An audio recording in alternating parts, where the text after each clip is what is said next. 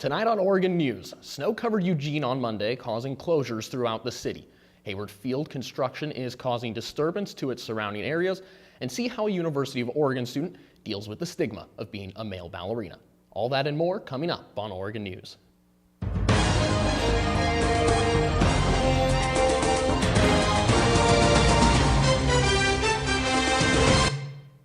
Hello and welcome to Oregon News. I'm Shawn Medow. We start tonight's broadcast with the rare snowfall in Eugene on Monday. About a foot of snow was reported in Eugene, closing schools, including the University of Oregon campus, which is set to reopen on Tuesday afternoon. The storm cut power for more than 11,000 residents, according to the Eugene Water and Electric Board. The storm also brought down trees, some of which collapsed on top of cars throughout Eugene and nearby University of Oregon campus. More snow is expected on Tuesday night and into Wednesday morning.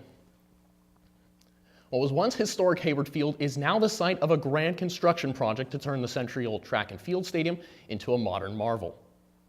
Next to Hayward's construction, 15th Avenue is fenced off, leaving just one sidewalk open for pedestrians and cyclists to travel on. The Student Recreation Center soccer fields have been reduced from 4 fields to just 2 during the construction. With the fencing, 10,000 people who used to use the 4 fields have problems if their equipment goes over the fences. But the university has a plan. Hoffman will retrieve it. There'll be a check-in with our staff, retrieve that equipment, take it into the rec center, and it kind of falls in that lost and found scenario.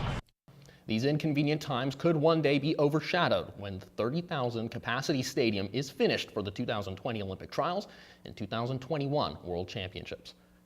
Those big events are just right around the corner, but Matthew Knight Arena and Oregon women's basketball are just down the road and in full swing. Oregon women's basketball season is winding down, and the Ducks are now ranked number 6 in the nation after losses to number 12 Oregon State and unranked UCLA.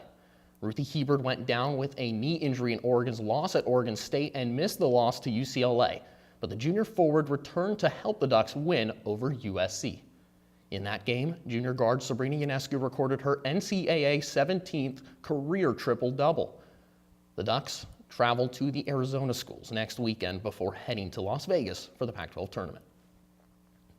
Meanwhile, like women's basketball, Oregon softball is on a roll.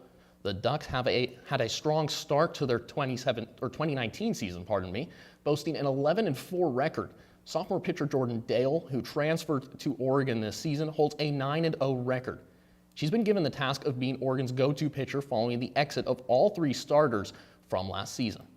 The Ducks continue their season with a trip to Southern California for one more tournament before their home opening series in Eugene. And after the break, we'll provide a weather update and our main story about a male dancer talking about the gender stereotypes of ballet. Stay with us. Your daughter just had her first breakup. Do you A, put yourself in her shoes, B, console her, don't worry, sweetie. This is gonna happen a lot. or C, find her a new boyfriend? Nice single boys. That was weird. As a parent, there are no perfect answers. But you don't have to be perfect to be a perfect parent. Thousands of teens in foster care will love you just the same. Welcome back to Oregon News. Tonight's main story, a University of Oregon student discusses how he has battled the stigma of being a male ballerina.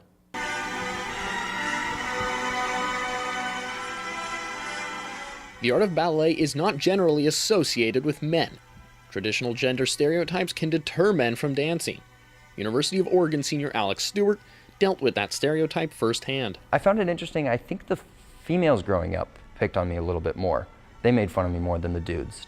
Dudes didn't really care, but girls definitely were the ones that thought it was more feminine to do ballet. Margaret Gibson has known Stewart since they were both dancers at the age of 7. Gibson says she has seen boys and men quit because of the negative stereotypes for male ballerinas.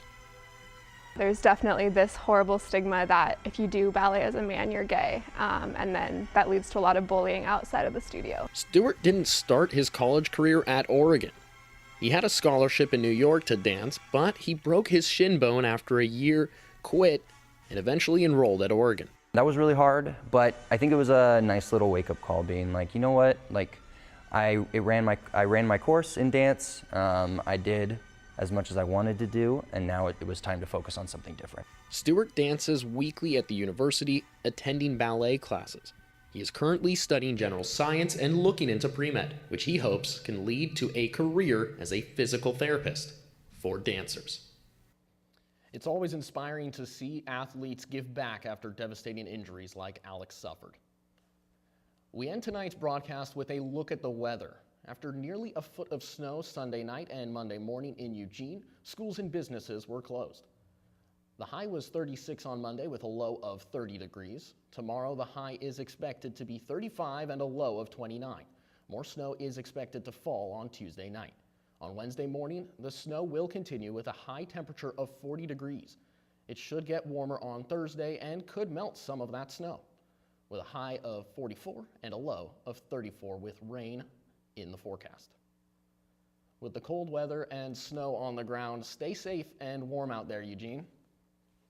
And that'll do it for tonight's show. For all of us here at Oregon News, I'm Shawn Medow. Thanks for watching and have a wonderful evening.